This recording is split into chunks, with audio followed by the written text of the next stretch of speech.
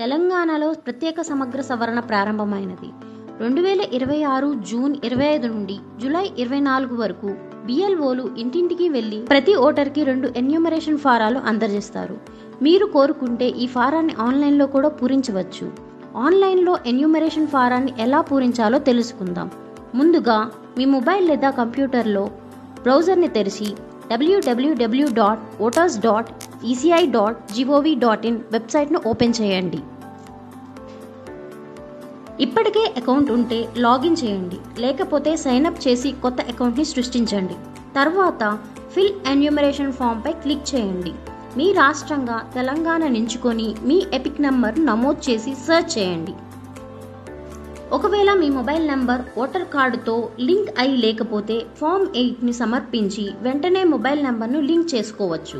గమనించండి, ఆన్లైన్లో enumeration form పూరించాలంటే మీ voter card మరియు ఆధార్ కార్డులో ఉన్న పేరు ఒకే విధంగా ఉండాలి. మీ మొబైల్ నంబర్ నమోదు చేసి సెండ్ ఓటీపీపై క్లిక్ చేయండి.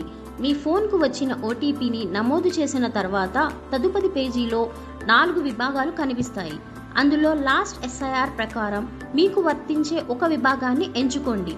గత ఎస్ఐఆర్లో మీ పేరు లేదా మీ కుటుంబ సభ్యుల వివరాలను తెలుసుకోవడానికి search your name in last SIR పై క్లిక్ చేయండి. అవసరమైన వివరాలు నమోదు చేసి సర్చ్ చేయండి. లేదా search in last SIR e roll tab పై క్లిక్ చేసి మీది లేదా మీ కుటుంబ సభ్యుల 2002 ఓటర్ జాబితాని డౌన్లోడ్ చేసుకోవచ్చు.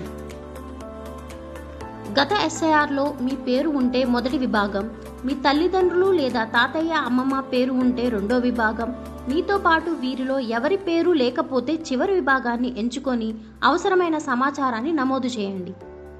చివరిగా సబ్మిట్ బటన్పై క్లిక్ చేస్తే ఆధార్ ఈ సైన్ పేజ్ తెరుచుకుంటుంది. ఇక్కడ మీ ఆధార్ నెంబర్ నమోదు చేసి జనరేట్ ఓటీపీపై క్లిక్ చేయండి.